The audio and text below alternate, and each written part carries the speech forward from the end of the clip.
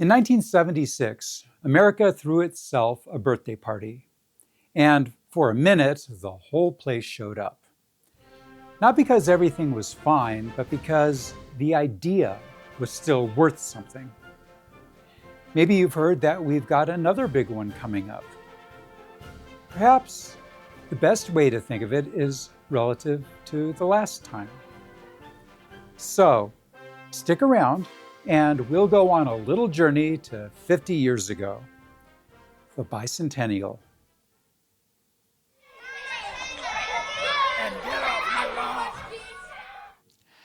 Hi, thanks for dropping by. I'm CJ, and welcome to a red, white, and blue way back to the Bicentennial. It's not so much a history lesson, but a memory of the national zeitgeist of 50 years ago. If you weren't there then it's hard to comprehend how everywhere it was.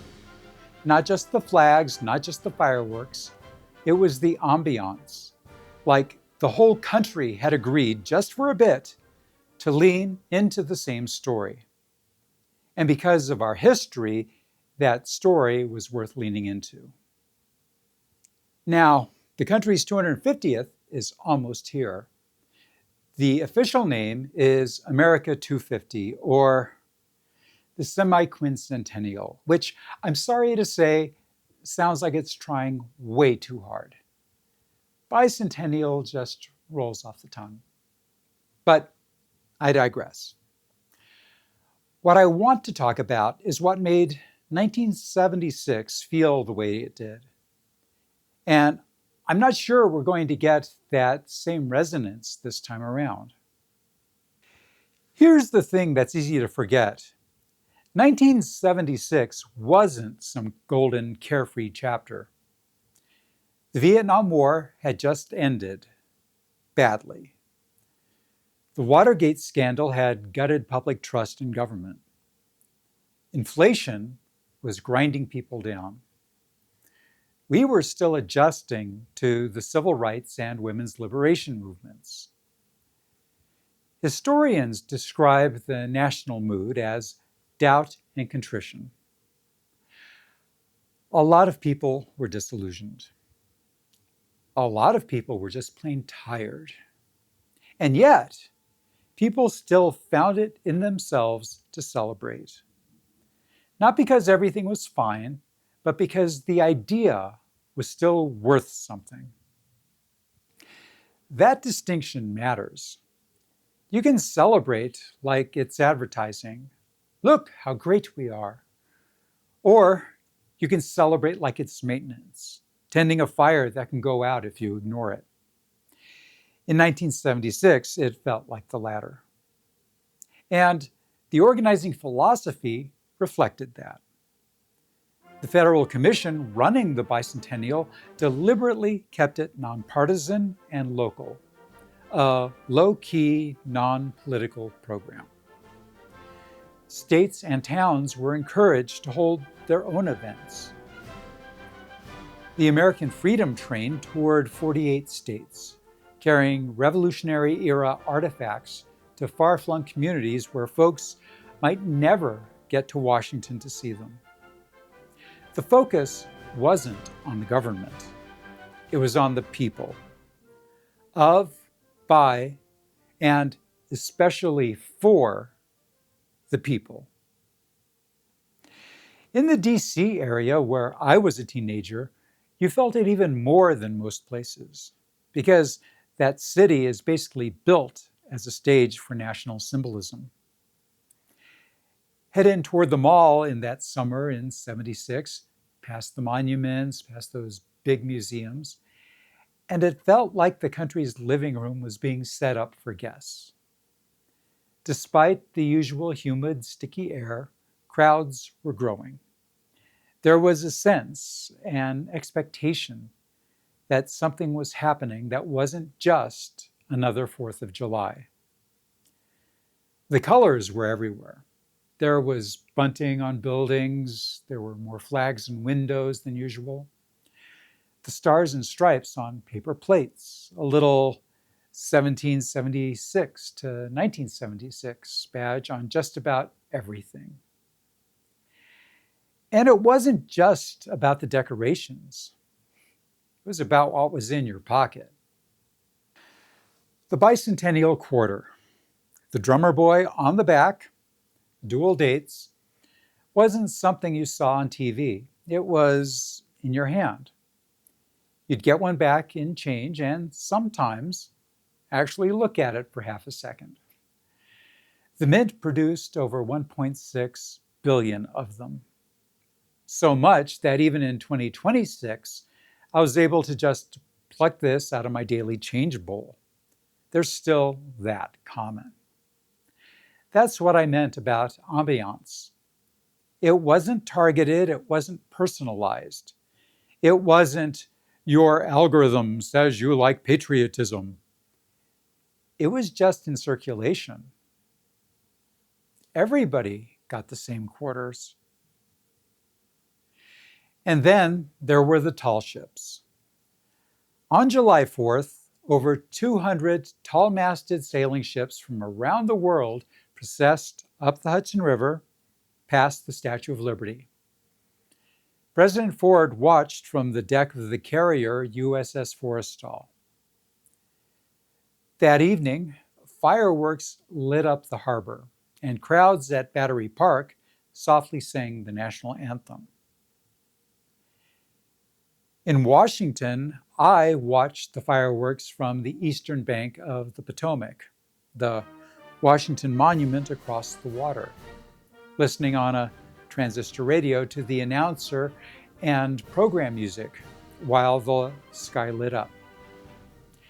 That combination, the sound coming through the speaker, the light reflecting off the river, the monument just over there, is one of those memories that doesn't fade away.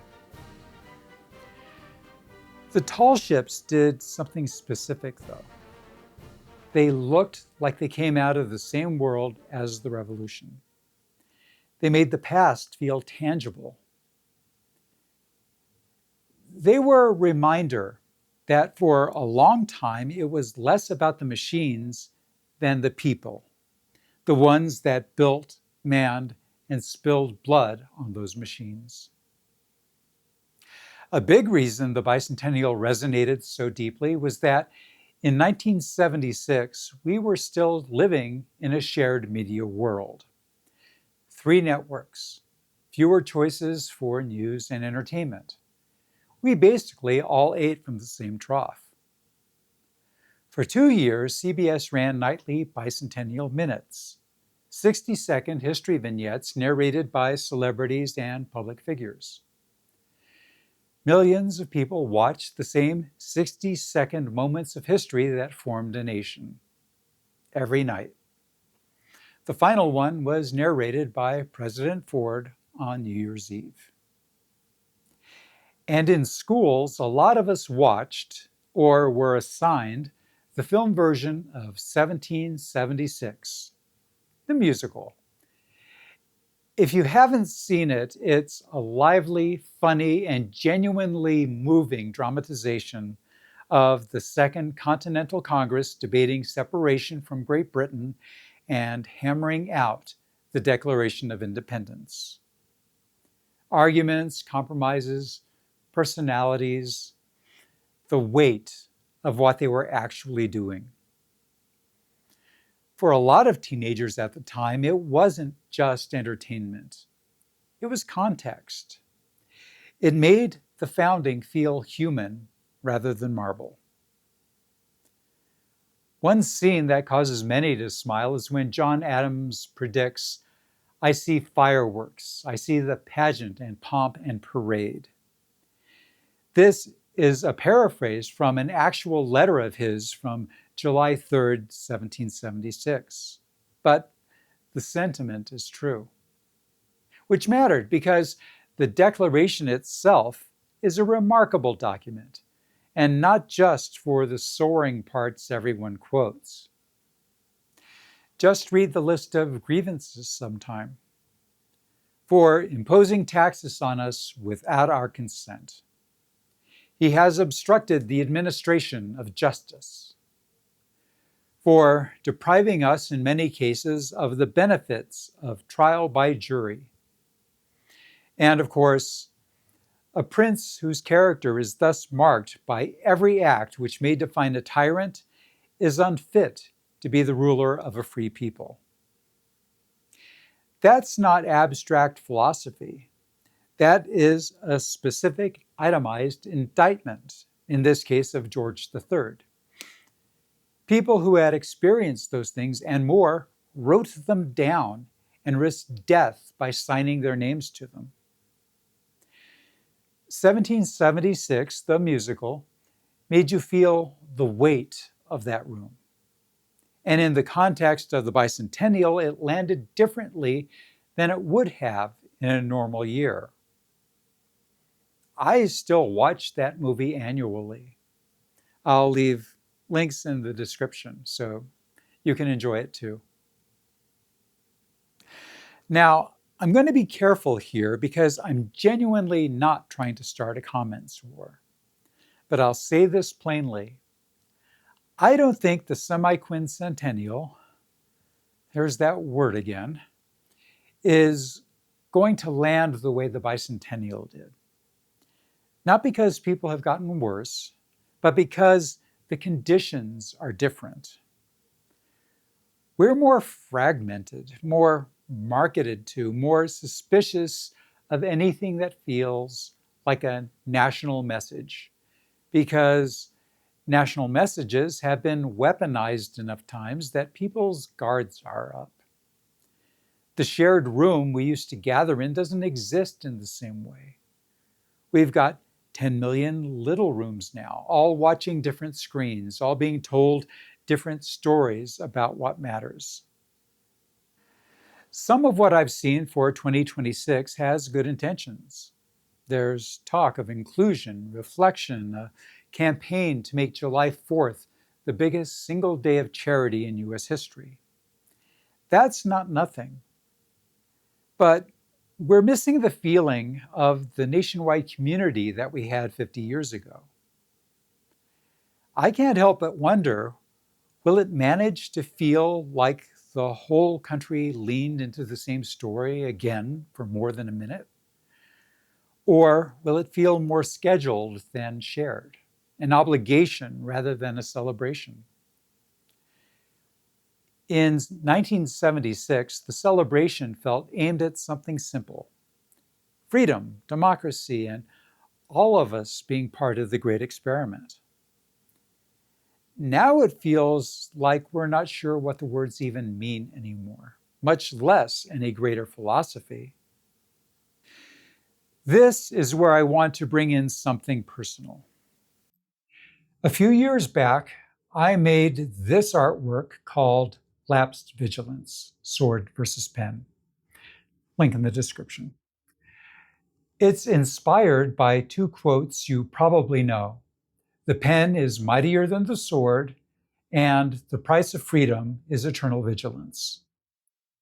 The foundation is the Declaration of Independence, roughly the size of the original, hand engrossed by me, using ink and nibs that approximate its style. The fatal blow lands with only about half a line left at the word protection. The document proclaiming independence is stopped by the sword hand of tyranny silencing hope. It's easy to forget that when our founders pledged their lives, their fortunes, and their sacred honor, it wasn't just words. They laid it on the line so we had a chance to be free from what they perceived was an authoritarian's yoke and chains. The bicentennial at its best felt like the country remembering that. Not a victory lap, but a recommitment that this experiment in a people's republic was still worth something, that we were still willing to live up to the ideal that we are all created equal. That's the version of patriotism I desperately hold on to. The bicentennial didn't just celebrate history. It reminded people that freedom is a living project, a never-ending work in progress. It happened when the country was tired, skeptical, and had been through a lot, which may be exactly why it needed to happen, and why it landed as hard as it did. If you younger folks think the bicentennial was nothing but flags and fireworks, I get it. But try to imagine a moment where the whole environment around you is echoing the same theme. That we don't say the United States are.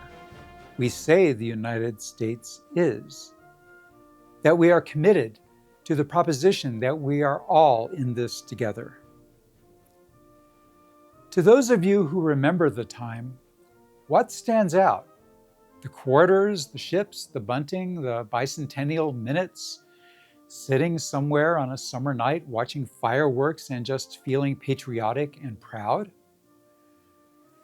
For everyone, do you think we're still capable of a shared national celebration that feels like it's about freedom, not branding, not special interests, not fighting? If not, then how can we get it back? I'm CJ, this is Geezer Gab, and remember, liking is groovy, subscribing is far out, and keeping one eye on what freedom actually costs is impressive. But being willing to pay the price is how a nation becomes great. See you next time.